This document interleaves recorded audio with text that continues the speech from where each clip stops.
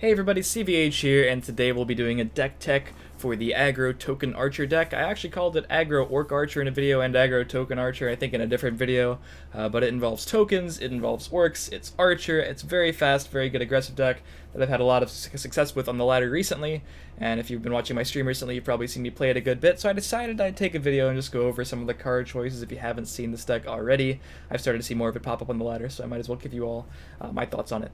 So basically, as with the recent deck tech I did on the Control Mage deck with the item package, Archer is kind of a class that, while once very popular like Mage, it sort of fell off recently, and those looking to play it are finding their options rather limited in the current meta. Sorcerer is very popular, so the version that I found to be the most successful is this aggro variant, because it has a very low curve, a lot of damage potential that can get really far under those Sorcerer decks. If you try to play their game with you, they're probably going to have better card quality, so being the aggro deck in that matchup is really, really strong, and with some of my tech choices, it can even be very powerful against Control. This deck, one of its main win conditions is token generation and the ability to burst your opponents down from really high life totals where they wouldn't expect to die from.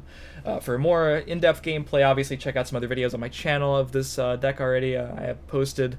I'll link those at the end of the video if you haven't seen them already. So without further ado, let's get right into the card choices.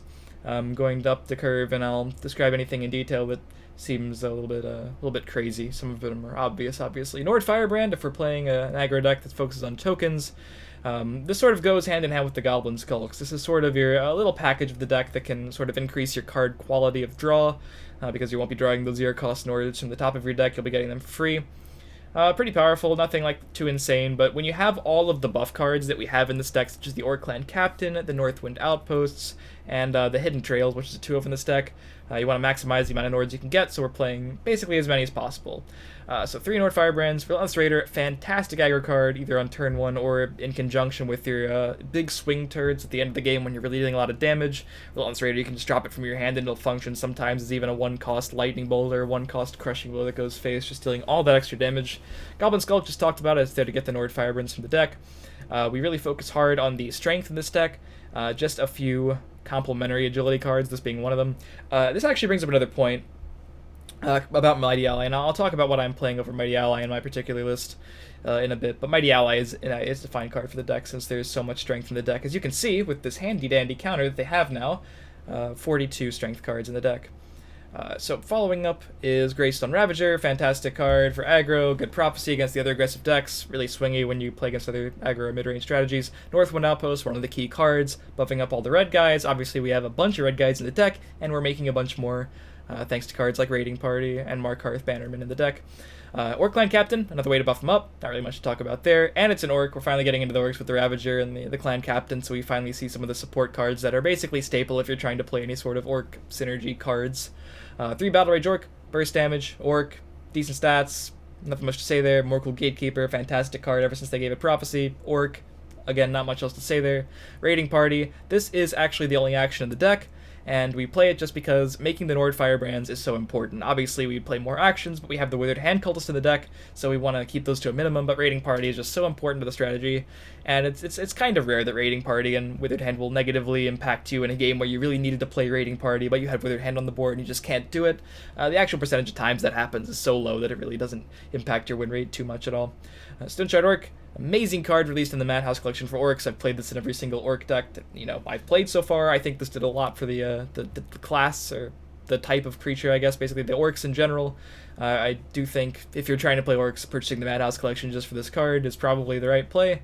Withered Hand Cultist, this is the card I'm playing over Mighty Ally. Obviously, like I said, Mighty Ally is a fantastic card when you have this many strength cards in your deck, and the original list of this deck, which is Sciserr's actually, this is mostly Sciserr's list still.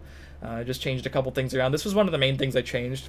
And it does actually impact a lot of the matchups, because Mighty Ally, while it's a great card, is kind of weak against some control decks. They have easy answers to it in the form of Lightning Bolt, in the form of Crushing Blow.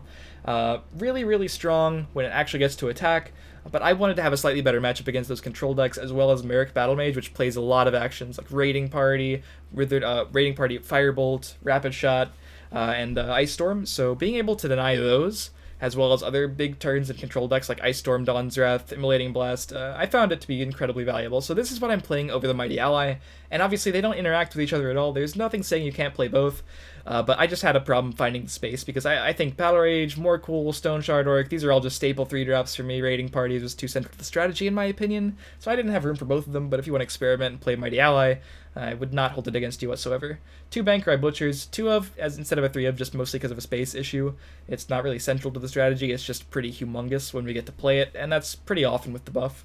3 Earthbone Spinners, very important card to get by guards, and it's pretty good against Sorcerer in the fact that, you know, a lot of these item Sorcerer decks are buffing their guides with a bunch of items, and even Wardcrafter, just being a 2-1 with Ward, having an easier answer to stuff like that is really important in this meta. 2 Hidden Trails was a 3 of. I still like it as a 2 of. Some people don't like this card at all, but the fact of the matter is this card adds a lot of damage when you're going for those huge token turns.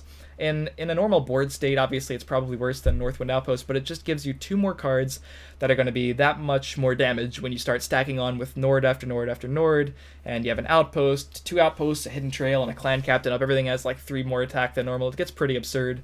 The Shadow Lane effect is cool, but not usually the most relevant in the world. But yeah, I like this card a good bit, and I don't think I would cut it as long as the focus remains on the token strategy.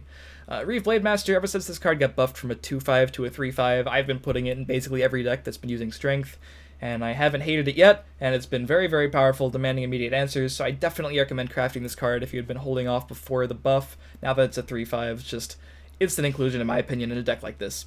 So 3 Cliff Racers, this is, I took out a couple other cards. I took out like a 1 of Triumphant Jarl that I was playing, I took out the 3rd Hidden Trail, and I actually took out Ungolem the Listener. Ungolem the Listener just wasn't pushing enough damage early on. It's a 1-1 now instead of a 2-1, so it's pushing less there.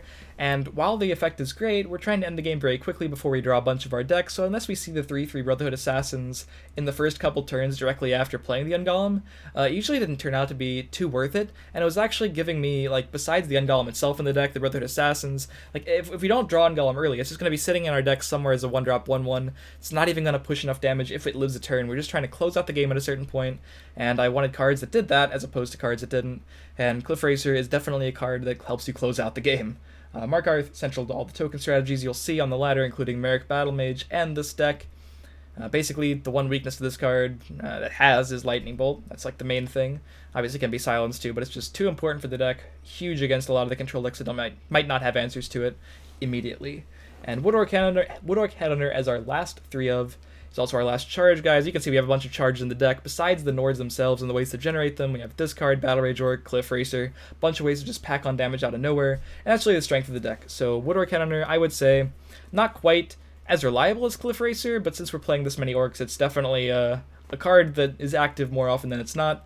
And I do recommend if you're playing this deck to try to get your hands on some. But this is a very powerful deck I found on the ladder, good against Sorcerer, very good against Sorcerer. Obviously you can lose to it, but it has a favorable matchup overall. I encourage you to take it on the ladder, test it out if you're looking for an Archer deck that might not be the norm. I know I've covered a few Archer decks on the channel in the past, but this one has been a lot of fun if you can handle playing aggro for an extended period of time. I do suggest it, so hopefully you've enjoyed. Leave a like, comment, and subscribe to the channel for more strategy videos, deck techs, stream highlights, etc. Let me know what you think about the deck in the comments below if you want, and I will see you guys next time.